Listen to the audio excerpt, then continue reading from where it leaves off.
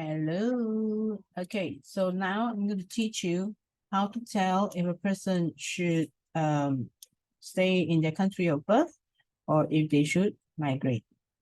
Now, by now you would have generated your birth chart already. If you have not yet, then oops.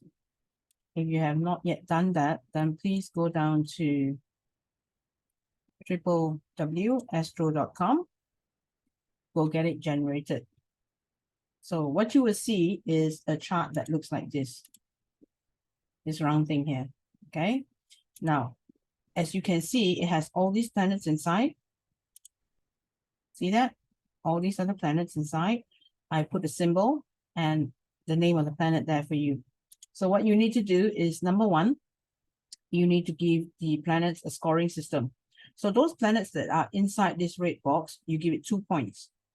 The planets that are up here, you give them 1 point.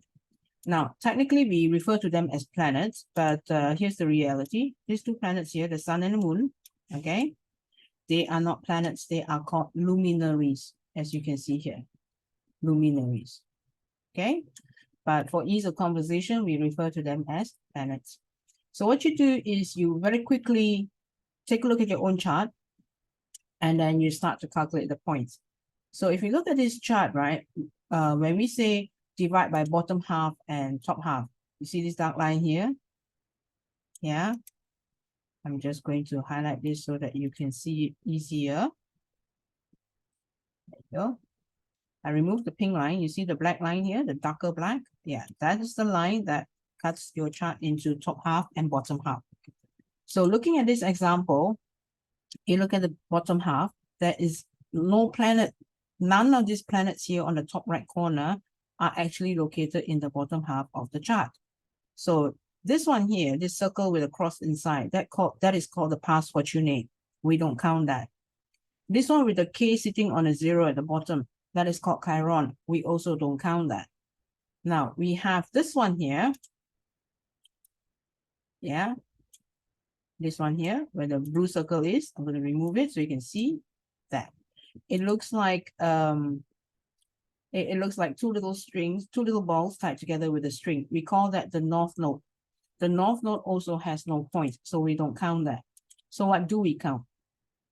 We count the planets that are here on this top right-hand corner. That is the name of that is the planets with the symbols.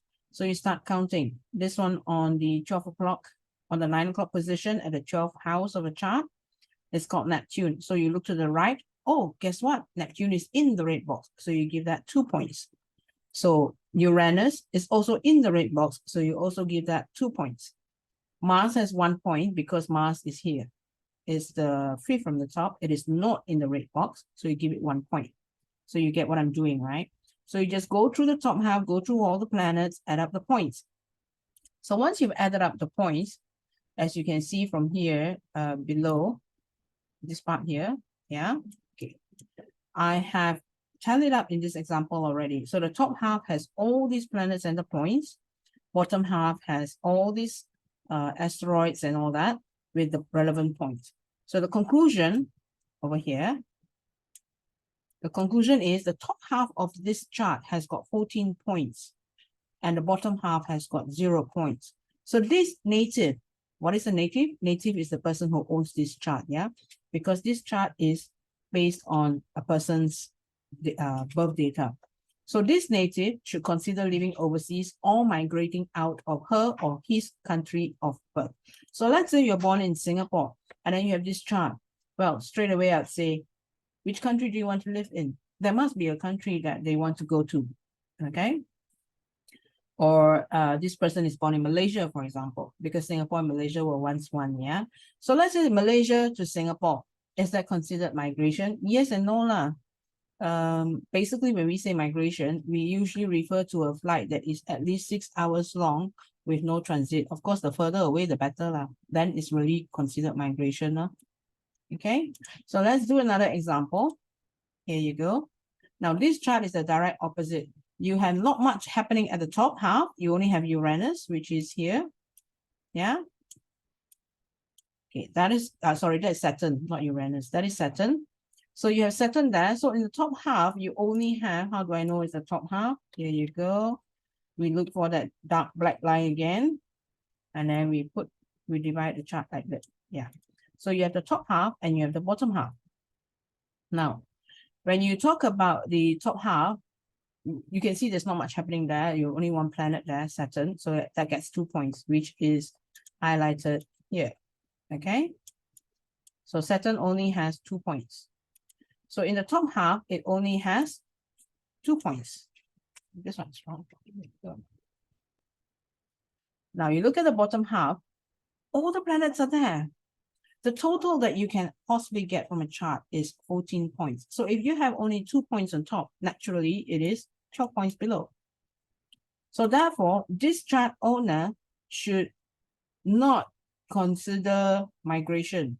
Now, does it mean that they cannot live overseas for a while? But they can, they might enjoy it, but possibly not much to be gained from that.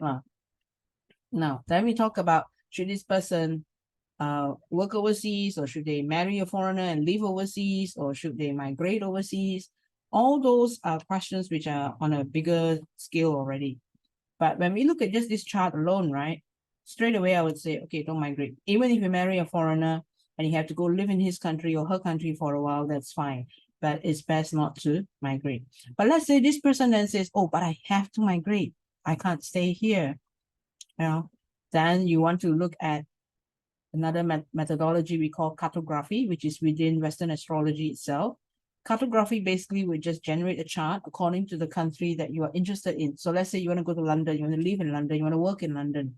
So we generate a chart based on London to see the quality of your life if you are living in London. Yeah. So I hope you learned something interesting today.